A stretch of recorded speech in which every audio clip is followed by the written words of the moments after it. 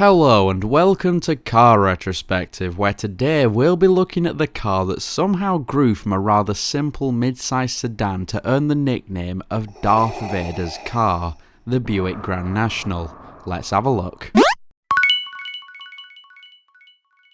For most of its life, Buick was of course the luxury brand that sat right below the big bad Cadillac on GM's brand ladder above the cheaper options like Pontiac, Oldsmobile and Chevrolet. What this meant was that Buick rather specialised in making fairly large, comfortable, spongy sedans that, let's face it, didn't have performance as a very high priority.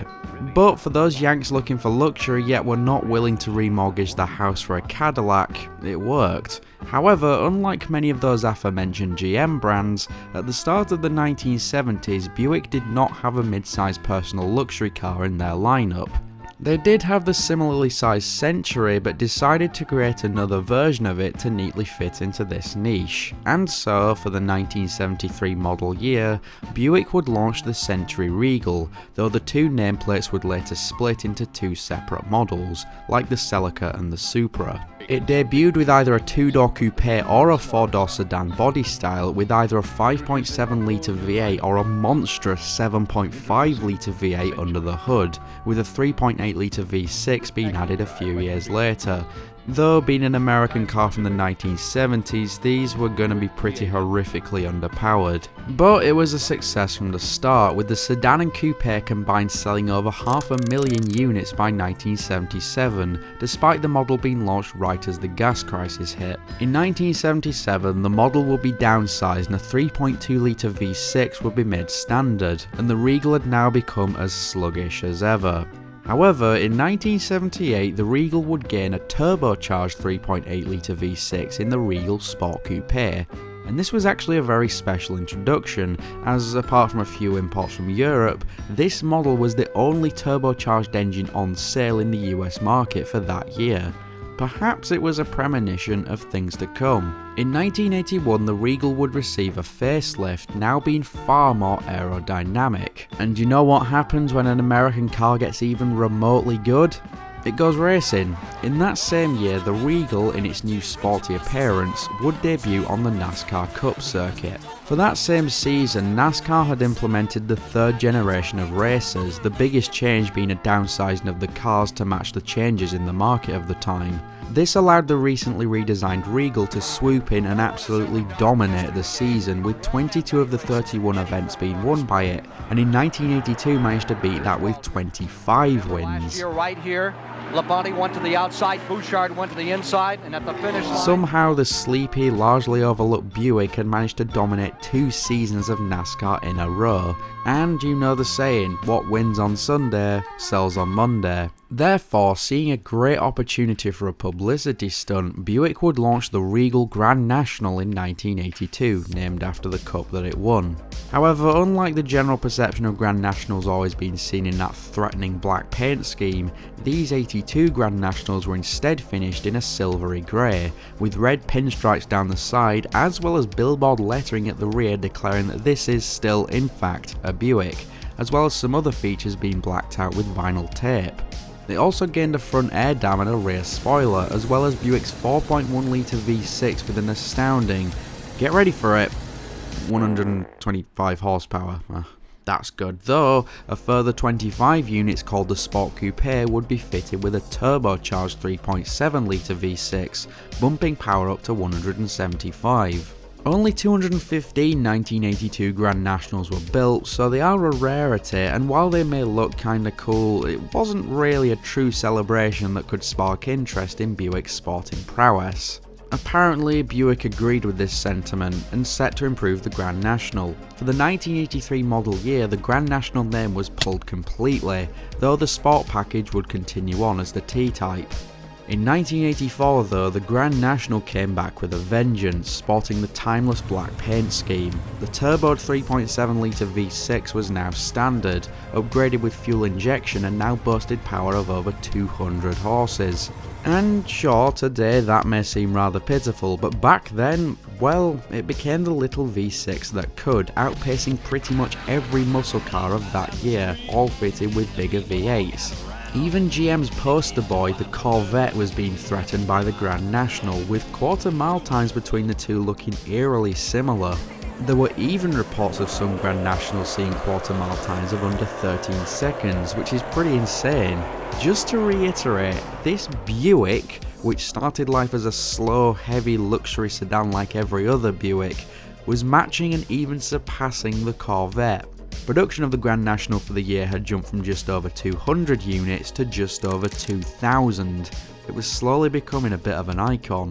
In 1986, the engine was once again evolved, powered now at 235 horsepower, and it had ditched the chrome trim and now appeared as a mere shadow on the pavement. 1987 would see power increase further to 245 horsepower, however this would also be the final year of Grand National production, as Buick were phasing out the rear-wheel drive second generation Regal in favour of the front-wheel drive third generation Regal for 1988. Even so, 1987 would be the Grand National's most popular year, and Buick actually had to extend production to the end of the year to meet customer demand. But of course, Buick were not quite done. Before fully returning their Regal to a position of normality, the Grand National Experimental, or GNX, was cast upon the world, and it has since gone down in history as one of the most legendary American motors ever built. Buick sent 547 Grand Nationals to the people over at McLaren to have them be upgraded and gain the X on the end of their name, otherwise dubbed the Grand National to end all Grand Nationals. Upgrades included a new Garrett T3 turbo, a larger intercooler, tweaked transmissions and fuel injection, a torque converter, vents on the fenders, and best of all, a boost gauge. While official output is rated as high as 300 horsepower, Buick actually undersold this number, quoting the engine at only 276 horsepower. While this may seem to be a bit of a stupid move after going to all the trouble of creating this absolute creature of a car, many actually theorised the underselling was so the GNX didn't overshadow the Corvette. Nonetheless, with all this stuff added on, the Grand National had gone from formidable to practically unbeatable, with quarter-mile times that supposedly beat those of the Porsche 930 and even the Ferrari F40. To say it was quick was an understatement.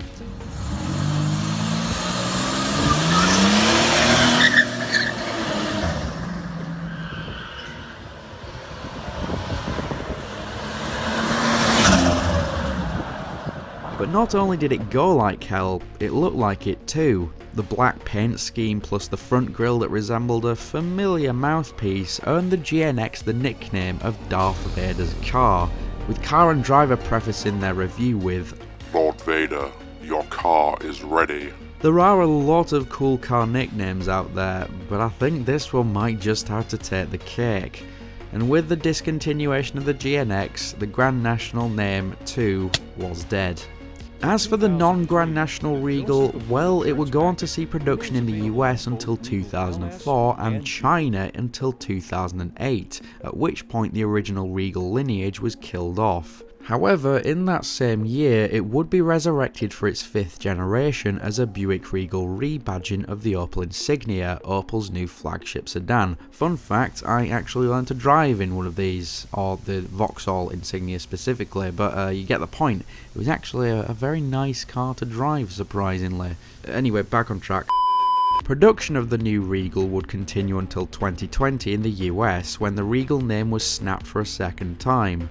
The sad thing is, with the discontinuation of the Regal in America, which was killed off alongside the LaCrosse and the Cascadia, Buick has sadly fallen to popular trends and now solely produces crossovers and SUVs. Another brand that's gone down the drain, it seems. However, production of the Regal yet again still continues in China, as the car has been a surprising hit over there.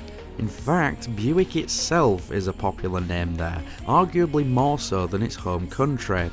While I can appreciate that the Regal name has managed to endure through so much, there's no denying that whatever Buick chooses to do with the Regal next, it will never again be able to earn the title of Darth Vader's car.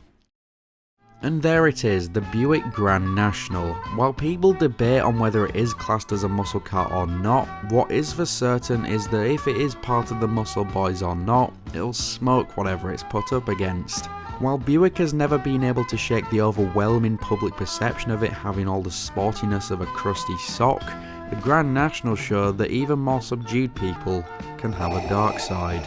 Thank you so much for watching, with a very special thanks to Ben Wright and Brum Brum Bryn, who are very generously donating at the highest tier on my Patreon. Just £1 a month is an amazing help, and I also have socials which are linked in the description below.